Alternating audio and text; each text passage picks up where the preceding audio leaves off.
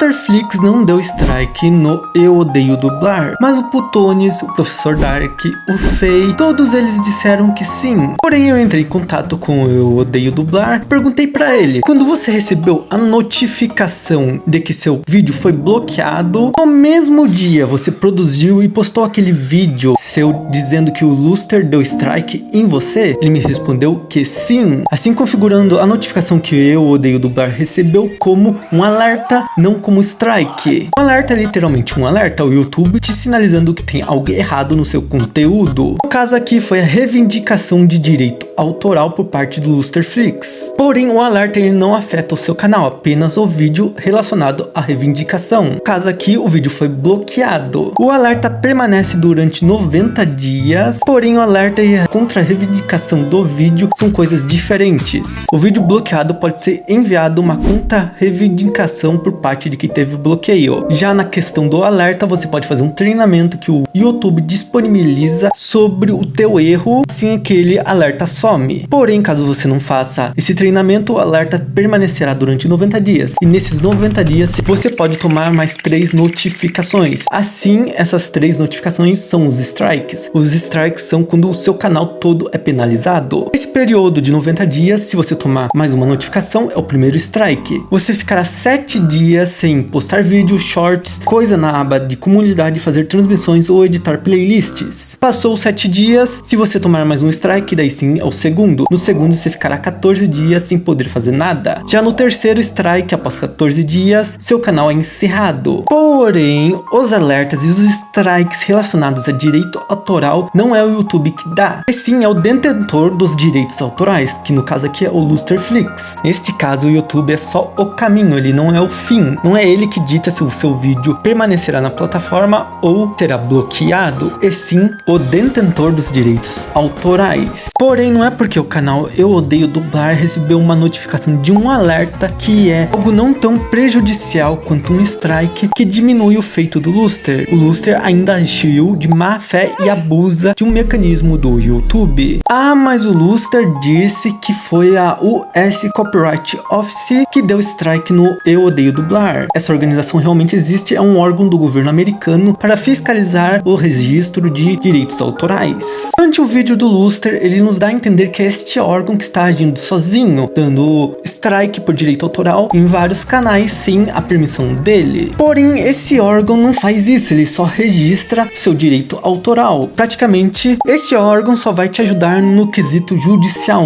em processos que você pode fazer em cima de pessoas que estão utilizando sua obra sem sua permissão. Você registrar sua obra num órgão governamental, resumidamente, é só um jeito fácil de dizer que você tem o direito autoral perante aquilo. Porém, eu pesquisei no site da US Copyright Office a sua animação Luster e não apareceu nada. Até pensei que poderia ser um problema do site, então pesquisei uma animação que você também cobre no seu canal, que é Hazbin Hotel. E veja só, apareceu alguns registros de direito autoral e mostrando que você não registrou a tua obra. Porém, para eu não ficar mais na dúvida, eu pesquisei também outra obra que você cita no seu vídeo. Uma obra que você disse que te deu strike, que é Helluva Boss. Pesquisei e também não apareceu nada. Então quer dizer que a obra do Lusterflix e a animação Helluva Boss não possuem direito autoral e eu posso fazer o que eu quiser com essas obras? Não, porque os Estados Unidos e o Brasil também fazem parte da Convenção de Berna. A convenção, de maneira simplória, praticamente ela tenta regulamentar e nivelar a lei de direito autoral perante os países que fazem parte dela. Dois desses países é os Estados Unidos e o Brasil. Por isso que as leis de direito autoral aqui no Brasil e nos Estados Unidos são levemente semelhantes. E uma das propostas desta convenção é que qualquer coisa criada, qualquer obra criada e publicada automaticamente terá o direito autoral. No caso do Luster, ele publicou a animação dele, ele automaticamente tem o direito autoral perante aquela animação, sem precisar fazer o registro de direito autoral,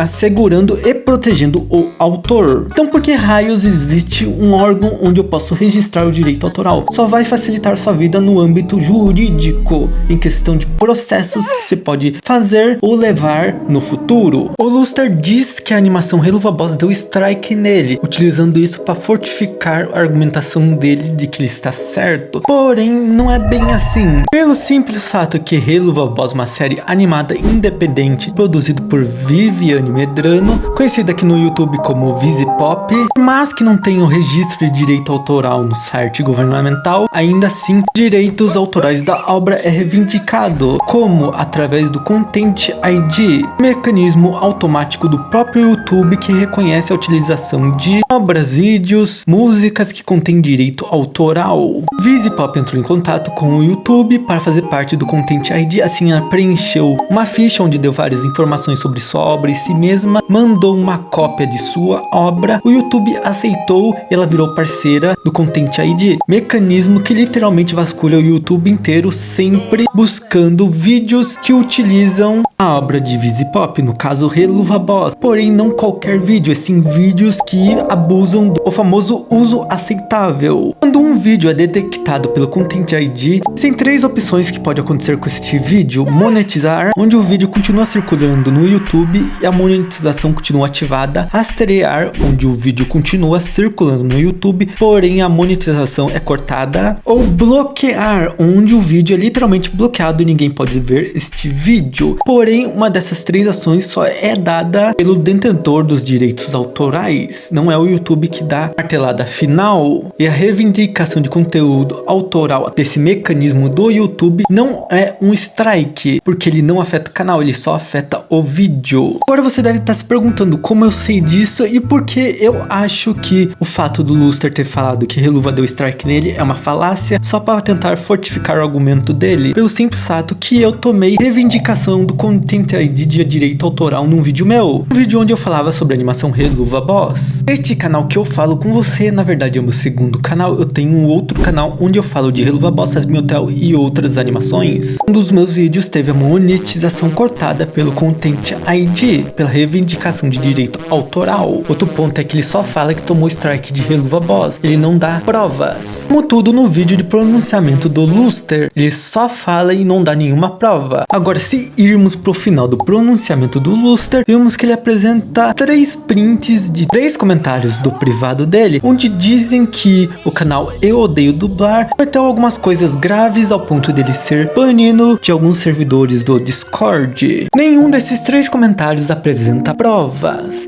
E se pegarmos o seu vídeo inteiro, nos dá a entender que você nunca conversou com o Eu Odeio Dublar. Porém, me explica uma coisa, Luster. 3 pessoas aleatórias vieram até o seu PV para dizer que um indivíduo que você não conhece, você não tem contato, cometeu atos graves. Porém, nenhuma dessas 3 pessoas dá provas, ao ponto de você mesmo admitir que não sabe se isso é verdade ou se isso é mentira. Por que você divulga isso sem saber a verdade e justamente num vídeo de pronunciamento de um erro seu? Também porque raios só 3 pessoas vieram até o seu PV ao invés de mais, já que seu público até que é grande, porque ninguém foi até outros criadores de conteúdo como Putones ou Fei ou até mesmo Ramsés. Muito conveniente isso pra você, Luster. Isso que você tá fazendo é claramente uma tática de quem não tem argumento para sustentar o que fala. Em debates onde algum indivíduo não possui argumentos para contradizer o outro lado, existe uma tática um tanto quanto peculiar. Envolve em atacar a índole e o próprio indivíduo opositor, assim tirando o foco total do debate para o foco ficar no indivíduo. Claramente o que você tá tentando fazer aqui, tirar o foco total de você para jogar em cima dele. Contudo, tudo que essas 3 pessoas te disseram cai por terra pelo simples fato que o canal Eu Odeio Dublar, o dono deste canal, tem simplesmente 14 anos. Algo que o próprio Putones e o Fei revelaram em seus vídeos. Falando novamente que você ainda está errado por divulgar informações que você não sabe se são verídicas. Novamente eu digo, no seu vídeo todo você só diz palavras, você não prova nada e faz um grande marabalismo com seus argumentos para tentar transmitir para ao seu público que você tá certo. Porém, você tá vendo que isso não tá adiantando muito. Então, Lustre, admita que você errou, pelo simples fato que errar é humano e mudar também é humano. Todo mundo pode mudar, até mesmo você. Pare de utilizar o mecanismo de strike do YouTube para dar strike em qualquer coisa irrelevante, porque isso é abuso da ferramenta. E o YouTube, pô, vou te contar um negocinho, que o YouTube não gosta disso. Se continuar com essas atitudes, existe uma grande possibilidade do próprio YouTube notar que você está abusando da ferramenta deles e o seu canal pode ir de vasco. Praticamente eles vão encerrar todo o seu trabalho. Bom, no meio desse caos todo, o que aprendemos? Primeiro, a diferença entre um alerta e um strike. Segundo, caso você crie uma obra e publique ela, você já é detentor dos direitos autorais dela. Porém, eu aconselho você realmente registrar num órgão governamental que você possui o direito autoral dela, que você é o criador dela. Isso vai lhe poupar muito tempo e muita dor de cabeça no futuro. E também aconselho você tentar fazer parte do Content ID do YouTube. É uma ferramenta que pode te ajudar muito. Quer saber mais como funciona? O link vai estar aqui na descrição desse vídeo, junto de todos os links que eu me baseei para fazer esse vídeo. Terceira lição: se alguém aleatório vir até você para dizer que um indivíduo que você não conhece cometeu algo grave, porém essa pessoa não mostra provas, você simplesmente não expõe na internet. Caso haja provas desse delito, desse ato grave do indivíduo, você resolve na justiça. E a quarta e última lição: deixa o like e se inscreve.